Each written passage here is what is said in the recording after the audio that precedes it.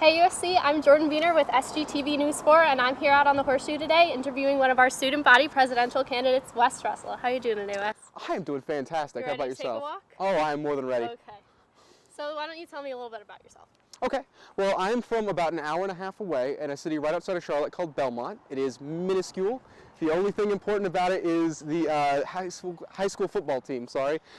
We have a town population of 10,000, no joke, and the highest population we've ever had for a football game was when I was in school, and it was 12,000 people in my high school stadium. That's great. It is insane. That a lot of pride, not a lot else, but there's a great popcorn store if you're interested. I don't know. Sounds good. Oh yeah. So what have you been involved in here at USC? Here at USC, my first 2 years, I was heavily involved with Quidditch, but I got a concussion.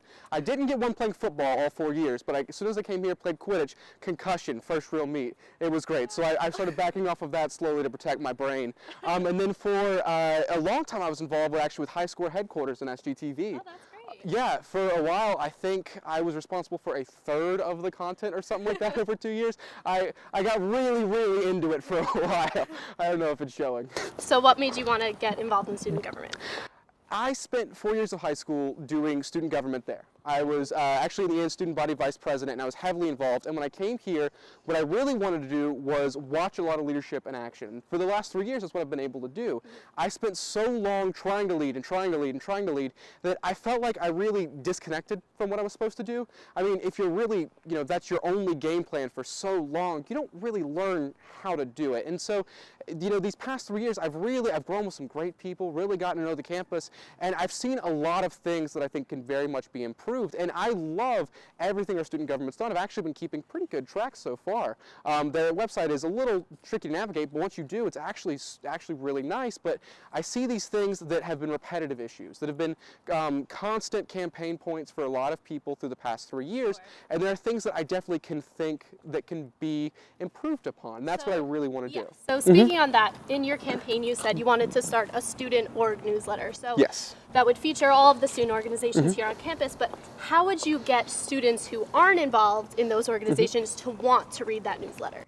That's a very good question, actually. We've been toying around with the idea, and we're toying around right now. We know we want to do a physical copy of the newsletter, printed alongside Daily Gamecock, but not within. Within, once you get past the first 2 pages of Daily Gamecock, I don't know if you've read it, It'll get lost. Yeah, no one cares. So I found that myself. So I do really very much like the idea of a separate stand, in the same locations, because they do have really good visibility, and I really want to hype that up. I also am very interested in toying around the idea. We've thrown out and we're debating. I'm for, some of my campaign staff is against, an opt-out email system. Okay. So it's automatically sent to you, and you have to manually opt out. A lot of people don't like that because they feel like it's just another spam newsletter. Gotcha. I very much like the idea. I think the idea of organizations requesting inclusion on a weekly basis means we're getting real-time events from students and real-time response. So sending it to students who wouldn't normally see it, I think is more valuable. That's kind of where we are in my camp right now. Gotcha. So another campaign point that you suggested is your Fireside Chat. So how would that work? How would you get that out to students? What platform would you use? Well, I personally am a huge supporter and proponent of YouTube. I think that is the greatest thing, not only because it's free video hosting, which I think is very important because that costs money to keep up, but I also think that real-time commenting is actually very nice. I like the idea of doing archive streams. So everything we'll be saying will be live. We can get live students' reactions, broadcast, we'll announce it, obviously in every newsletter. When it first starts, maybe get out special bulletins, things like that, notices around campus, all that kind of stuff. And that way we can get a real-time response to what we're saying, as well as future comments and all that kind of stuff, so we can see what students' opinions are. Because I think that's one of the biggest problems right now with students' involvement in student government or anything like that. Even myself, who's been trying to keep up as much as possible, it is actually difficult to navigate that. And I think having a weekly recap where you have someone, a lot of times it will be me, because I think it's important that I follow through on my campaign promises. For sure. But I also think that having other members of student government there, giving their input, giving their feedback on things they're actively doing, and highlighting some of the awesome stuff we're actually able to do for our students. Another policy you wanted to enact was park and eat where you please. So how would that work, and what do you hope to accomplish through that policy? Well, I think this one's actually one of the easier ones to do. I think the university often overlooks the fact that for students to be more involved, to have a greater understanding, they also have to feel like their university is working for them. And I think parking garages are one of the biggest misnomer we have here.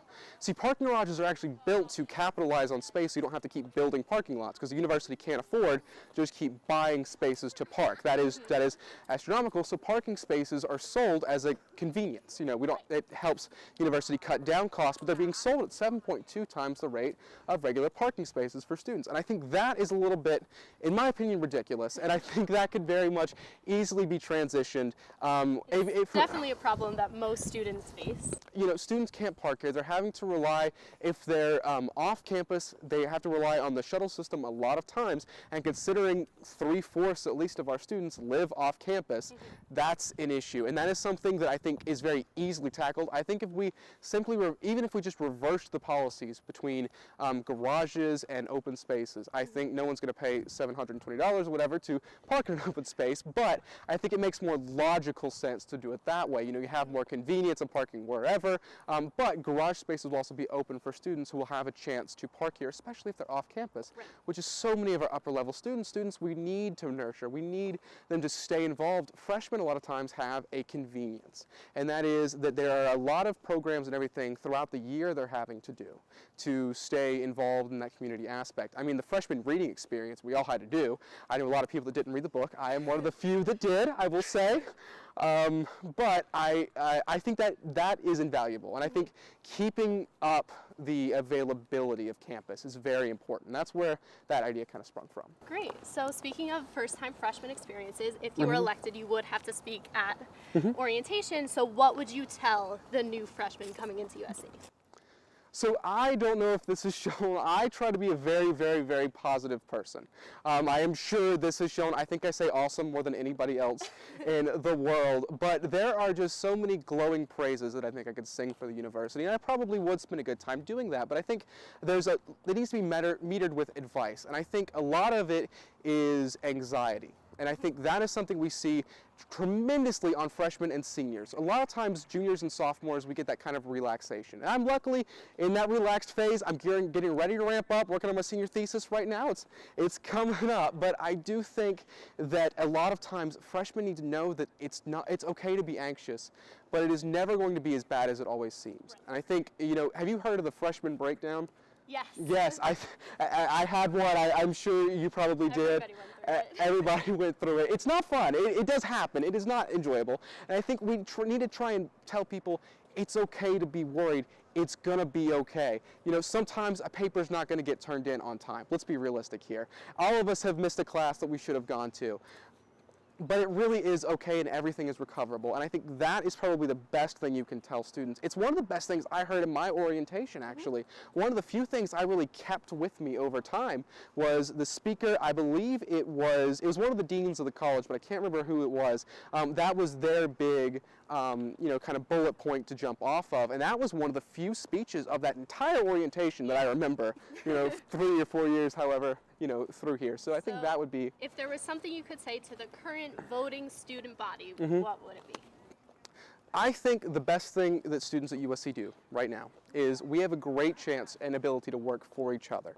Well, you know, and I see this every single day. If you go on Green Street, there are plenty of people doing that. And so students, I will say to you all right now, regardless of the vote, I want each and every one to continue trying to serve one another, because I think that's where we truly grow. And I think that is just the one message I want to get across. Well, thank you so much for doing this interview with us. Oh, not a problem. I wish you luck in your election. Well, thank you very much. Looking forward to it. For SGTV News 4, I'm Jordan Vita.